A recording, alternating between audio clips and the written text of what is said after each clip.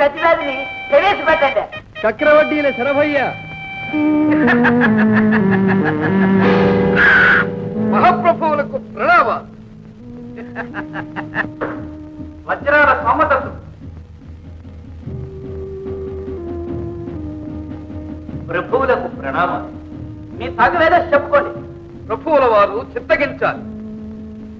ఈ సోమదత్తుడు మా వద్ద 10,000 వరహాలు అప్పు తీసుకున్నాడు. పక్షం రోజుల్లో తీర్చలేని పక్షంలో తన శరీరాన్ని నుండి 1 సేరు మాంసం మేము కోసి తీసుకోవడానికి ఒప్పుకున్నాడు. ఏంటే చేరు మాంసమా? అవును ప్రభు, సేరు మాంసమే. అలాంటి ఒప్పందానికి ఎలా ఒప్పుకున్నావయ్యా? ఎర్రోడా పిచ్చోడా? ఏం చేయమంటారు? అవసరం మానవుణ్ణి ఎంత పనైనా చేయి. అనుకోకుండా నా పెళ్లి నిశ్చయమైంది.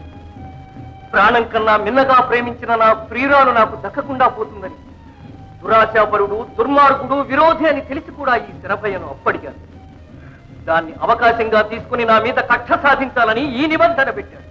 వర్తకంలో పెట్టిన డబ్బు ఈలోగా వస్తుందనే నమ్మకంతో సరేనన్నాడు. కానీ నా దురదృష్టవశాత్తు ఓడలు గాలివానలో చిక్కుకుని రావలసిన డబ్బు సకాలంలో రాలేదు.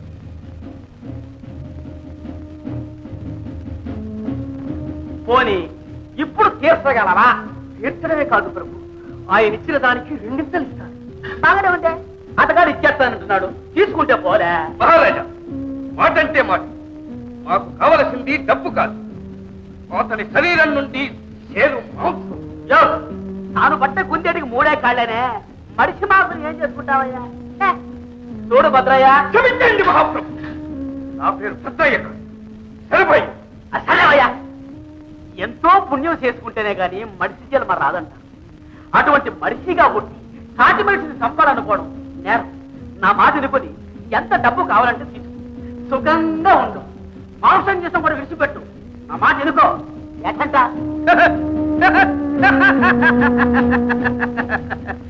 ప్రభువులు, ధర్మమూర్తులు, న్యాయపాలకులు అనే నమ్మకంతోనే వచ్చారు. ఇప్పించగలిగితే మాంసం ఇప్పించండి, లేదా సెలవిప్పించండి, అంతే. పిల్లి తగవులు తీర్చినట్టు అనుకున్నాడు. అయితే నీకు మాంసమే కావాలంటావు? అవును మహాప్రభు, నాకు మాంసమే కావాలి.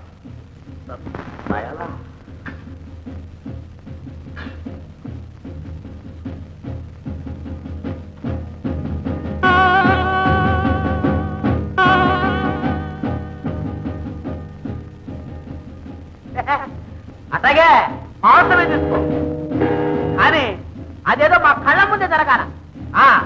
అలాగే ప్రభు.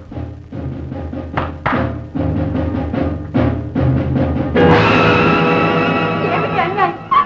ఒక నిండు ప్రాణం నిలువునా తీస్తారా? మనిషి బ్రతుకుండగానే చిత్రవత చేయిస్తారా? ఈ దురవస్థ కారకురాల్ని నేను. నన్ను పెళ్లి చేసుకోవడానికే వారి దుర్మార్గుడి దగ్గర అప్పు తెచ్చాను. తన ప్రాణం ఎందుకు తెచ్చుకున్నాడు? కావాలంటే నా శరీరాన్ని కోసిస్తాను. కరుణించి వారిని విడిచిపెట్టండి. అమ్మా, ఈ విషయంలో నేనేం చేయలేను. యో చూస్తావేందయ్యా? కానీ దుర్మార్గుడు, పెద్దలారా, మీ కళ్ళ ముందే ఇంత కిరాతకం జరుగుతుంటే చూస్తూ ఊరుకుంటారా? నాకు పట్టి భిక్ష పెట్టరా? నాకు పట్టి భిక్ష పెట్టరా?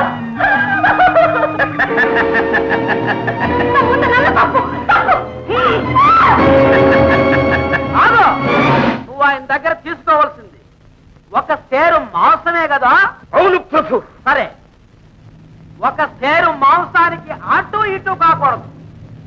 శరీరం నుంచి 1 రక్త పొట్టు కూడా రాకూడదు. అట్లా తీసుకో. రకతం వచ్చిందో నీ తల ఈడుండదు, అదిగో ఆడుంటుంది. మహారాజా, కోసేటప్పుడు రక్తం రాకుండా ఎలాగుంటుంది? అదంతా మాకు తెలదయ్యా. నువ్వు అన్నట్టు మాట అంటే మాటే. నువ్వు కోరుకున్నది 1 సేరు మాంసమేగా, రక్త మాంసాలు కాదుగా. రక్తం లేకుండా మాంసం తీసుకో. అరే తీసుకోవయ్యా. తీసుకుంటావా లేదా? క్షమించండి, బుద్ధి గడ్డి తింది. ఇంకెప్పుడు ఇలాంటి పనులు చెయ్యండి. నన్ను విడిచిపెట్టండి. దూరంగా ఉండవయ్యా. నీ శరీరం తాకితే మహాపాతకాలన్నీ అంటుకుంటాయి.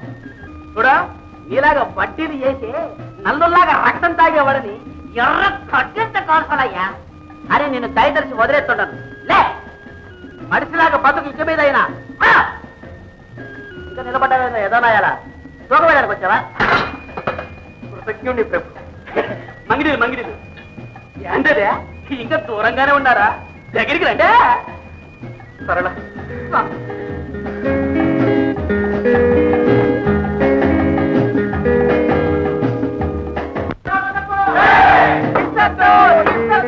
చూశారా? ఆ తెరవయ్య మడిసిగా పుట్టి మడిసినే కోసుకు తినే రాక్షసత్వానికి దిగాడంటే దీనికంతా కారణం ఏంటి?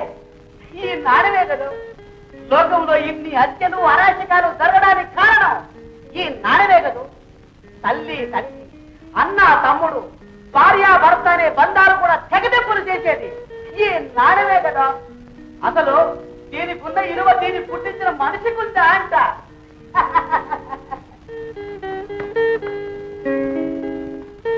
ఈ నాణ్యానికి ఇలువిచ్చినంత కాలం ప్రపంచానికి ఎరుగు లేదు, మనిషికి శాంతి లేదు. అందువల్ల అమలులో ఉన్న నాణ్యాలన్నీ ఈ యాళ్ళ నుంచి రద్దు చేస్తంట. సావదో ఇక చెల్లనే చెల్లాలి.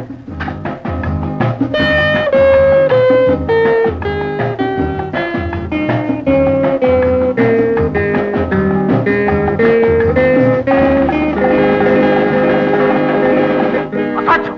అది ఎలా కుదురుతుంది? ఎందుకు కుదరదు? మనిషికి కావాల్సింది ఏంటి? తిండి, బట్ట, ఇల్లు, అంతే కదా. ఆ రైతన్న పంటలు పండించి అందరికీ తిండి పెడతాడు. అతగాడు కావలసిన బట్టలు నేర్చిస్తాడు. ఆ సాములందరికీ ఇండ్లు కట్టిస్తాడు.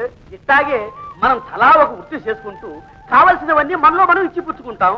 నాణ్యాలు గీనాలు పుట్టక ముందు మనసులో బతకలేదా అంట. ఇదిగో చూడు, ఊరికి కోకం తింటే ఎవరైనా సరే వాళ్ళ పని చేసి తారమే. ఇది అసంభవం, అనుచితం, అక్రమం. ఆగర్భ శ్రీమంతులు, అపర కుబేరులు అయిన ధనవంతులు ఎందరో ఉన్నారు. తరతరాలుగా అనుభవిస్తూ వస్తున్న ఆస్తిపాస్తుల్ని ఈనాడు విడిచిపెడతారా? పదుగురు చేత పనులు చేయించుకుంటూ సుకుమారంగా పెరిగేవారు ఈనాడు కష్టపడమంటే పడగలరా? పడి తీరాల్సిందే. 10 మంది కట్టాన్ని ఒకరు దోచుకునే వ్యాపారానికి మీరు సాగడం. ఆస్తిపాస్తులు అంటావా? ఎర్రోడా పిచ్చోడా? మనిషి పుట్టినప్పుడు తెచ్చాడా, చచ్చినప్పుడు ఎంట పట్టుకెళ్తాడా? ఈ మయాన్నే కదా ఈ మిడిచిపాడంతా. అసలు సావు పుట్టుకలో లేని ఎక్కువ తక్కువలు బతకడుగులో మాత్రం ఎందుకు అంట. కాబట్టి పేద లేదు, పెద్ద లేదు, మన దేశంలో అంత సమానమే. ఎటంటారా? రామన్నకు జై! రామన్నకు జై! రామన్నకు జై!